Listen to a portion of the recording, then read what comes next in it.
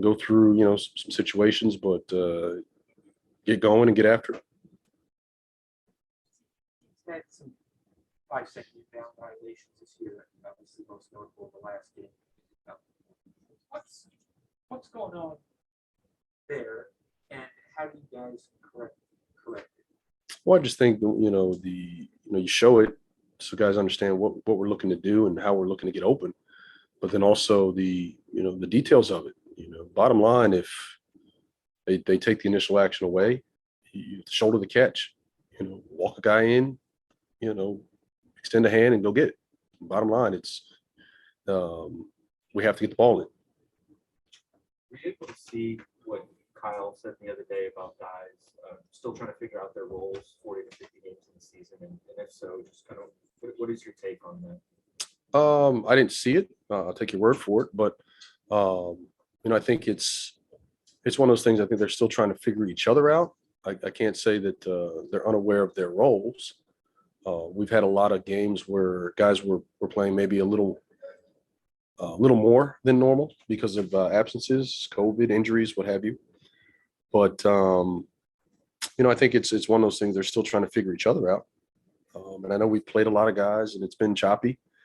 It's not been easy for guys to get a rhythm, and that might be part of it. But I think they're aware of how we want to play, and we've showed that at times. So I think they're aware.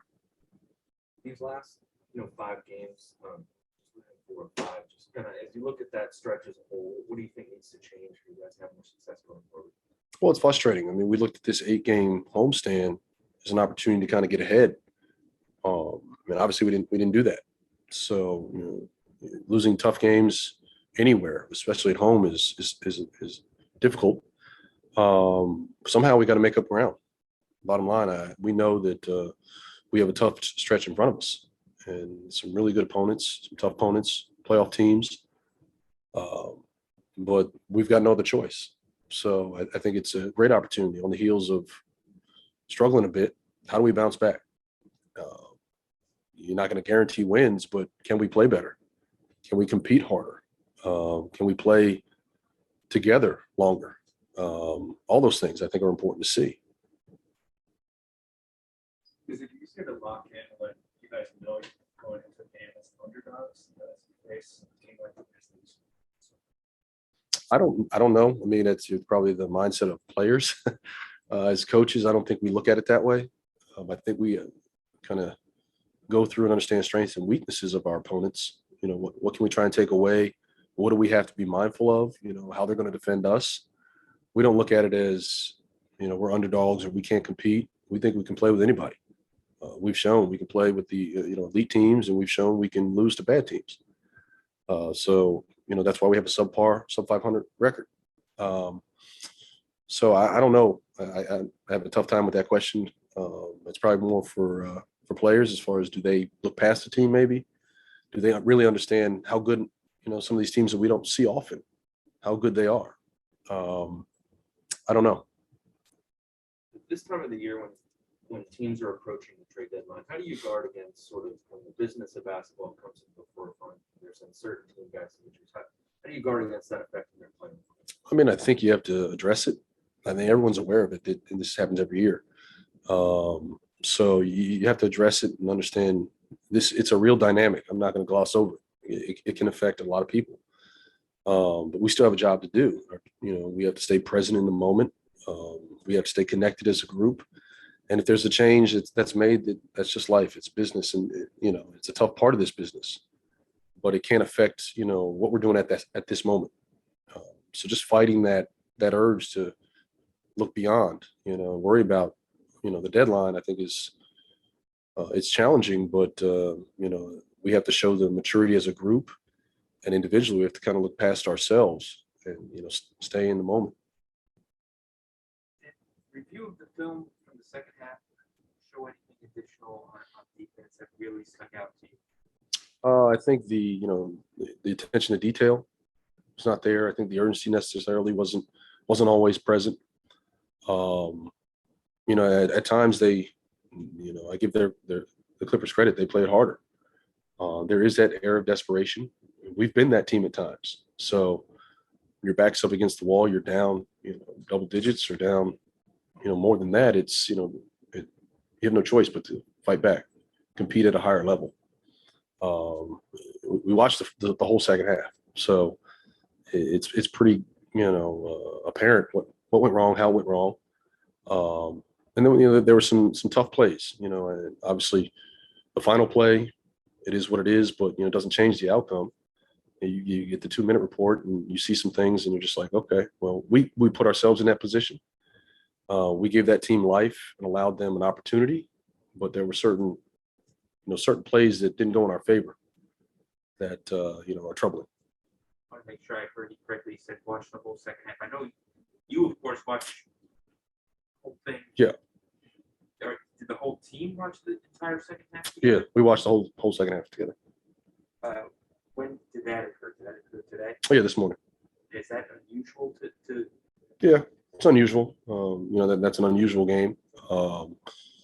You clip it so it's, you're not going through all the free throws and this, that, and the other. And I kind of walked through the whole second half. What we as a group, what they collectively, individually, some things that I can do better. And I've always said that from day one. It's not just them, it's us. And we all have to be better. It wasn't just sitting there and like watch a movie. There was dialogue. Yeah, I mean, I'm doing most of the talking, but yeah, there's some feedback. There's some dialogue, and I think it's great. The more you can do that, the better. They take ownership of it. They can talk out some things that maybe were unclear amongst themselves. I can help give them clarity. We can walk through situations so that, we'll find ourselves under these same circumstances at times, and hopefully we can perform better. You guys are, I just noticed yesterday, last in the league in deflections.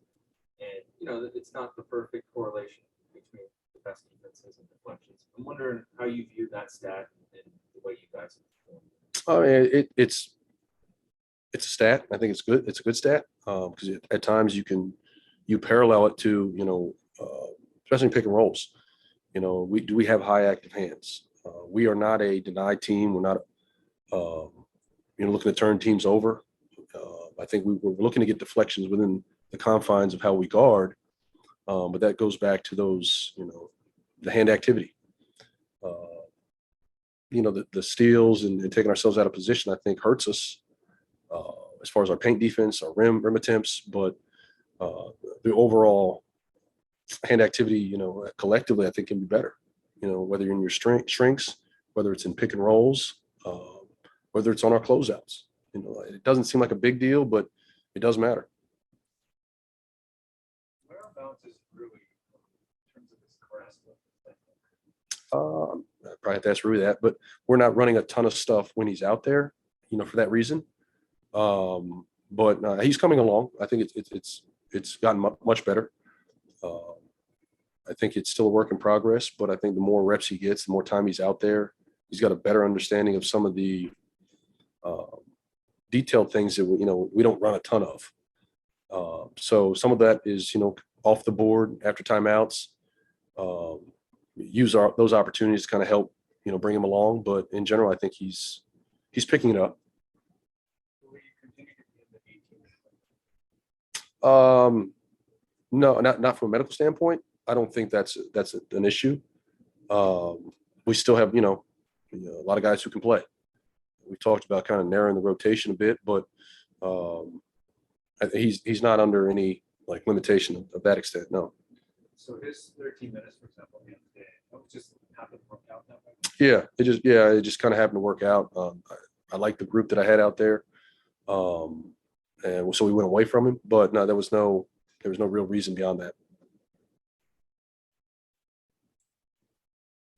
All right, Coach, we'll transition over to Zoom. We'll start with Chris Miller. Sandro, thank you. Hey, Wes, you mentioned the 2-minute report clearly stated Brad tried to foul Kennard. I know this might be a hindsight question, but maybe moving forward, should players identify to the refs before the play starts that they intend to foul a player before it happens? I mean, yeah, maybe. I mean, that's not on Brad. I think we actually tried to foul Justice Winslow as he was bringing the ball up, and Brad clearly tries to foul him. I don't know if it was demonstrative enough to be noticed, but that was the intent. Um, Obviously, the 2-minute report is what it is. It's a tough play. It's just unfortunate, but I don't know if that helps, but I don't think it hurts. I think at times too, just there have been situations where you're trying to get the ball in, and whether it's on the baseline, it's happened in games this year. And I've talked to the official. I said, look at me because I have a timeout and I'm going to use it. And at times it's happened before where I'm yelling for timeout. They're not looking, and you got to run up there and try and get one. They don't necessarily like you doing it, but you do what you got to do. All right, we'll go over to Neil. Hey, Coach, you discussed, it's something that you have to address with the trade deadline approaching. Do you feel like it's been successfully addressed, or could it still potentially be lingering and causing harm to the roster? I'm sorry, say the first part again. You mentioned earlier that, it is something that you have to address about the looming trade deadline coming up. And I'm just wondering if you can elaborate. Do you feel it has been successfully addressed, or if it's still lingering? I think those conversations are ongoing.